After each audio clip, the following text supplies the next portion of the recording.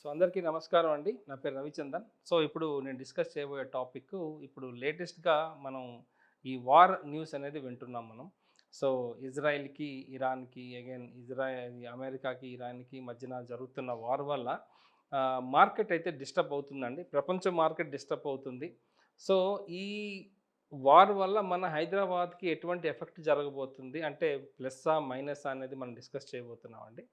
First of all ఆహ్, ఇప్పుడు war వల్ల ఫస్ట్ మిడిల్ ఈస్ట్ కంట్రీస్ అయితే చాలా ఎఫెక్ట్ అయ్యాయండి. ఎందుకంటే చాలా వరకు 90% మిడిల్ ఈస్ట్ కంట్రీస్ ఎక్కువగా యూఎస్‌కి సపోర్ట్ చేస్తున్నాయండి. యూఎస్ నేవల్ బేసెస్ కూడా చాలా మిడిల్ ఈస్ట్ కంట్రీస్‌లో ఉన్నాయి. లైక్ సౌదీ అనుకోవచ్చు, లేదా ఆహ్, ఈ ఖతార్ అనుకోవచ్చు. సో ఈ లొకేషన్స్ ఏంటంటే ఈ వార్ జరగడం వల్ల ఇరాను ఈ మిడిల్ ఈస్ట్ కంట్రీస్ మీద ఎక్కువగా టార్గెట్ చేస్తుందండి.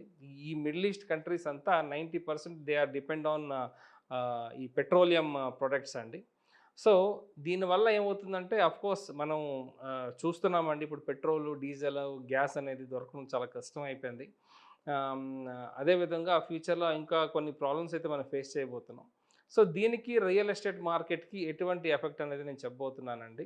ఒకప్పుడు చూడండి దుబాయ్ గానీ, అబుదాబి గానీ ఎక్కువగా రియల్ ఎస్టేట్ ఇన్వెస్ట్‌మెంట్స్ అక్కడ ఎక్కువ వెళ్ళాయండి. అంటే కొన్ని కోట్లల్లో జరిగాయండి అక్కడ. కొన్ని వందల వేల కోట్లు రియల్ ఎస్టేట్ జరిగిందండి అక్కడ. ఇండియాలో టాప్ 2, టాప్ 3 కంపెనీస్ కూడా అక్కడ కన్‌స్ట్రక్షన్ మొదలుపెట్టారండి. సో వాళ్ళు కూడా బిజినెస్ బాగా చేస్తున్నారు. ఒకప్పుడు దుబాయ్‌లో ఎందుకు ఇన్వెస్ట్ చేశారంటే అక్కడ రిటర్న్ ఆఫ్ ఇన్వెస్ట్‌మెంట్ ఎక్కువ ఉంటుందనే ఉద్దేశంతో దుబాయ్‌లో ఎక్కువగా ఇన్వెస్ట్ జరిగాయండి. గానీ ఇప్పుడున్న ఈ వార్ సిట్యుయేషన్ వల్ల ఈ ఇరాను ఎక్కువగా మిడిల్ ఈస్ట్ కంట్రీస్ కంటే దుబాయ్‌కి గాని, సౌదీకి గాని, ఐ మీన్ కువైట్‌కి గాని ఎక్కువగా వాళ్ళు అటాక్ చేస్తున్నారండి. దీనివల్ల ఏమవుతుందంటే అక్కడ ఆల్మోస్ట్ పడిపోయిందండి. అక్కడ రియల్ ఎస్టేట్ అనేది ఇప్పుడు ప్రస్తుతానికి ఉన్న పరిస్థితిలో జీరో అనుకోవచ్చు.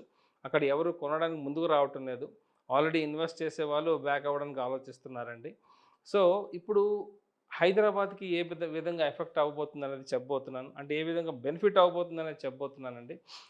ఆఫ్‌కోర్స్ జనాలైతే ప్రస్తుతానికి ఇప్పుడు చూడండి కోవిడ్ టైంలో జనాలు భయపడ్డారు. అయ్యో! అసలేంటి నా పరిస్థితి? ఈ రియల్ ఎస్టేట్ పరిస్థితి పడిపోద్దనుకున్నారు.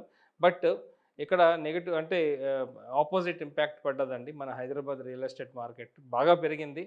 ఎలా పెరిగిందంటే ఎంటైర్ ఇండియాలో ద టాప్ 1 రియల్ ఎస్టేట్ సిటీగా మన హైదరాబాద్ అంటే ఆ ప్లేస్‌లో ఉన్నదండి.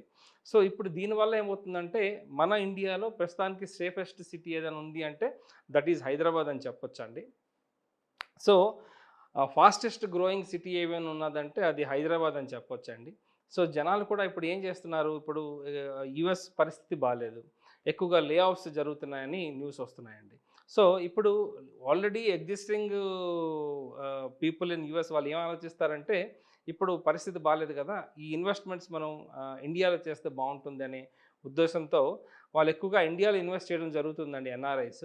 సో, దాంట్లో ఇప్పుడు again Hyderabad is playing the major role అండి. ఈ తెలుగు రాష్ట్రాల్లో తెలుగు ప్రజలు ఎక్కువగా హైదరాబాద్‌లో ఇన్వెస్ట్ చేస్తున్నారండి. ఎందుకంటే ఇండియాలో ప్రస్తుతానికి ఏదైనా city doing good in real estate అంటే దట్ ఈజ్ హైదరాబాద్ అని చెప్పొచ్చు. So, Hyderabad is safe place to invest, good place to invest and right place to invest అని చెప్పొచ్చండి. సేఫ్ ఎందుకు అంటున్నానంటే మన ఇన్వెస్ట్‌మెంట్‌కి దోఖా ఉండదండి. డెఫినిట్‌గా మనకు రిటర్న్ ఆఫ్ ఇన్వెస్ట్‌మెంట్ బానే ఉంటది. వార్ ఎఫెక్ట్ మనకిక్కడ ఉండదండి. So, this is the right place to invest అని చెప్పొచ్చు. ఫ్యూచర్‌లో ఎటువంటి థ్రెట్ కూడా మన హైదరాబాద్‌కి లేదని చెప్పొచ్చండి. సో, ఎక్కువగా ఇప్పుడు నాకు వచ్చిన న్యూస్ ప్రకారంగా యూఎస్ గాని, కెనడా గాని, ఇటు యూకే వాళ్ళు గాని ఎక్కువగా ఇండియాలో ఇన్వెస్ట్ చేయడం మొదలుపెట్టారండి. దట్ టూ హైదరాబాద్‌లో ఎన్ఆర్ఐ ఇన్వెస్ట్‌మెంట్ ఇప్పుడు పెరిగిందని చెప్పొచ్చు. ఎక్కువగా ఎట్లా అంటే మనకి ఎంక్వైరీస్ బట్టి తెలుస్తాయండి. ఎంక్వైరీస్ ఎక్కువగా ఎన్ఆర్ఐ ఎంక్వైరీస్ వస్తున్నాయి మన ఇ ఇండియాకి, మన హైదరాబాద్‌కి. సో, హైదరాబాద్ అయితే ఈ వార్ వల్ల ఎఫెక్ట్ అవ్వలేదనే చెప్పొచ్చు రియల్ ఎస్టేట్. సో, మేబీ జనాలు డైనమాలో ఉండొచ్చు. అసలు ఏంటి వారు? అసలు ఇక్కడ ఇన్వెస్ట్ చేయొచ్చా లేదని డైనమాలో ఉన్నారేమో. గానీ ఈ ఈ దీనికి ఆపోజిట్ ఇంపాక్ట్ పడొచ్చండి. డెఫినిట్‌గా రేట్లయితే గ్రో అవుతాయి. మీకు సేల్స్ పెరుగుతున్న కొలది రేట్లు ఇంక్రీజ్ అవ్వడం జరుగుతుందండి. సో, డెఫినిట్‌గా సేల్స్ అయితే ఇంక్రీజ్ అవుతున్నాయి. రేట్లు కూడా పెరుగుతాయండి. This is the right time to invest in Hyderabad అని చెప్పొచ్చండి. సో, మీకేమైనా డౌట్స్ ఉన్నా ఏరియా వైస్‌గా ఇక్కడ ఎఫెక్ట్ అవుతుందా? లేదా? అని తెలుసుకుంటే యెస్ అండి. యూ కెన్ కాంటాక్ట్ మీ అండి. నా పేరు రవిచందన్. నా మొబైల్ నంబర్ 9581011143. అదేవిధంగా నాకు social media pages and channels కూడా ఉన్నాయండి. ISKOM ISKOM properties, Hyderabad properties for sale, అదేవిధంగా రియల్ ఎస్టేట్ కనెక్ట్ హైదరాబాద్ అని పేజెస్ అండ్ ఛానల్స్ ఉన్నాయండి. మీరు ఫాలో అవ్వండి. లేటెస్ట్ అప్డేట్స్ ఇస్తుంటాను. అదేవిధంగా ఏమైనా డౌట్స్ ఉంటే యూ కెన్ పింగ్ మీ అండి. I will give the right advice. Thank you. నమస్తే.